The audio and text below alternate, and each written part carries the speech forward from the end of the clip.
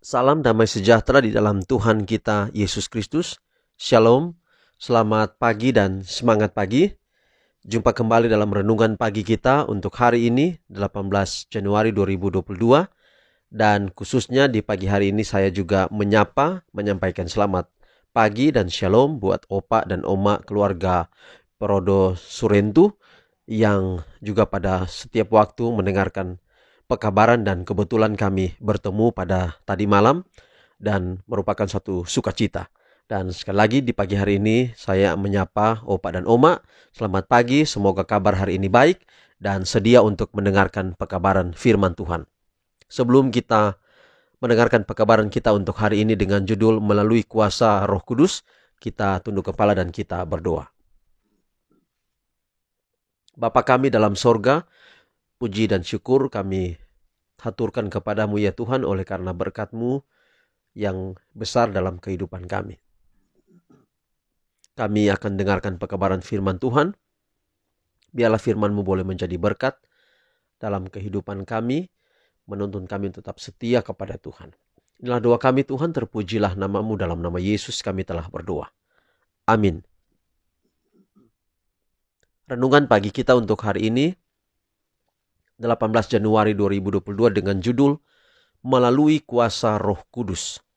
Dan ayat tema kita Yohanes 16 ayat 14. Ia akan memuliakan aku, sebab ia akan memberitakan kepadamu apa yang diterimanya daripadaku. Sekali lagi, ia akan memuliakan aku, sebab ia akan memberitakan kepadamu apa yang diterimanya daripadaku.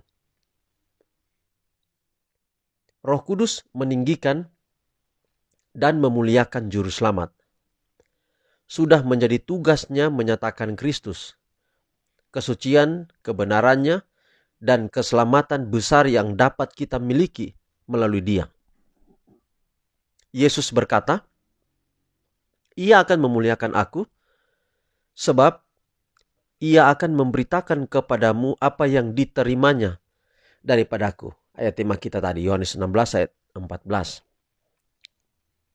Roh kebenaran itulah satu-satunya guru yang paling baik tentang kebenaran ilahi. Betapa Allah memperhatikan umat manusia sehingga dikaruniakannya anaknya yang tunggal itu mati bagi mereka, lalu mengutus Roh Kudusnya menjadi guru manusia serta penuntun yang terus menerus. Sebelum mempersembahkan dirinya sebagai korban, Yesus Kristus mencari pemberian yang paling penting dan sempurna, hendak dikaruniakannya kepada para pengikutnya. Suatu pemberian yang akan memudahkan mereka memperoleh sumber anugerah yang tiada batasnya. Sebelum ini, Roh sudah ada di dalam dunia. Sejak dari mulanya, pekerjaan penebusan, ia sudah sedang menggerakkan hati manusia. Tetapi sementara Kristus di dunia, murid-murid tidak merindukan penolong lain. Nanti pada waktu mereka kehilangan hadiratnya, barulah mereka merasakan perlunya Roh. Dan pada waktu itulah ia akan datang. Roh Kudus mewakili Kristus, tetapi tidak memakai kepribadian manusia dan tidak bergantung padanya. Karena dihalangi oleh kemanusiaan, Kristus tidak dapat hadir pada setiap tempat secara pribadi.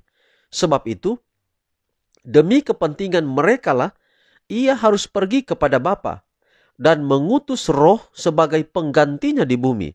Dengan demikian, tidak seorang pun dapat memperoleh keuntungan karena tempatnya dan hubungannya secara pribadi dengan Kristus. Oleh Roh itu, Juru Selamat akan dapat didekati oleh semua orang. Dalam pengertian ini, ia akan lebih dekat kepada mereka daripada jika ia tidak naik ke surga. Di mana saja kita berada, di mana saja kita pergi, ia senantiasa di sebelah kanan kita untuk menyokong kita, menguatkan, memapah, dan menggembirakan. Jadi saudara, inilah peran daripada Roh Kudus. Di mana kalau Yesus ketika datang di dunia ini, dia hadir dalam bentuk atau dalam fisik manusia, dia tidak dapat hadir di setiap tempat. Tetapi dengan kuasa Roh Kudusnya, maka dia dapat hadir di mana saja. Jadi artinya bahwa lebih baik Yesus tidak di sini. Yesus itu sudah naik ke surga dan dia tinggalkan Roh Kudus kepada kita. Dia mengirimkan Roh Kudus kepada kita sebagai wakil Kristus di atas dunia ini. Maka di mana saja, kapan saja, kepada siapa saja memerlukan bantuan daripada Yesus melalui Roh Kudusnya, dia dapat menolong kita. Itulah peran daripada Roh Kudus. Roh Kudus tidak berperan atas dirinya sendiri, tetapi dia berperan memuliakan Yesus, sebab ia memberitakan kepada kita apa yang diterimanya daripada Yesus. Saya dan saudara tidak dapat melihat Roh Kudus, tetapi kita dapat merasakan kehadirannya. Yesus juga pernah mengilustrasikan ini kepada murid-murid. Coba, angin tidak dapat dilihat, tetapi Yesus katakan, coba lihat ketika pohon dilewati oleh angin. Kita bisa lihat kemana arah angin itu. Artinya bahwa Roh Kudus tidak bisa kita lihat, tetapi kita bisa merasakannya. Ketika saya dan saudara merasa bersalah karena ada sebuah hal yang kita lakukan itu salah, maka itulah pekerjaan Roh Kudus. Banyak orang yang bertobat oleh karena pekerjaan Roh Kudus.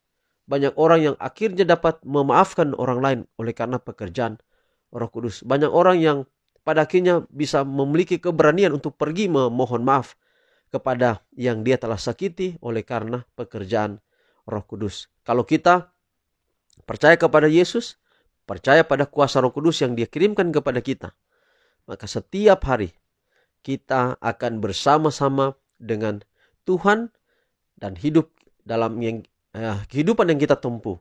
Kita tidak berjalan sendiri. Tentu kita selalu berjalan bersama dengan Tuhan. Tuhan memberkati pekabaran hari ini. Kiranya boleh menjadi berkat dalam kehidupan kita semua. Mari kita akhiri dalam doa, kita berdoa. Bapa di sorga, terima kasih Tuhan untuk semua kebaikan-Mu dalam hidup kami. Terima kasih untuk pekabaran firman Tuhan yang indah, di mana peran Roh Kudus di dunia ini kepada kami rasakan itu Tuhan. Walau Yesus tidak bersama lagi dengan kami dalam bentuk fisik manusia, dalam bentuk sebagai seorang Bapa, sebagai Allah, tetapi Engkau ada di sini, kami yakini dalam bentuk kuasa Roh Kudus-Mu yang menempati hati kami, dapat menuntun kami, memberikan kami penghiburan dalam keadaan-keadaan yang apa saja yang kami alami. Dan Roh Kudus yang sama menuntun kami untuk tetap setia sampai Engkau datang di kali yang kedua. Tuhan berkati kami sepanjang hari ini dalam setiap tugas dan tanggung jawab kami. Kami serahkan semuanya ke dalam tangan Tuhan. Hamba berdoa khusus untuk keluarga Perodo Surentu, Opa dan Oma, serta keluarga besar di mana saja berada, serahkan dalam tangan Tuhan. Berkati semua pendengar renungan ini di mana saja berada. Kami serahkan semua dalam tangan Tuhan. Terpuji nama-Mu, dalam nama Yesus kami telah berdoa. Amin. Saudaraku, demikian renungan kita hari ini. Sampai jumpa besok. Tuhan berkati kita semua. Shalom.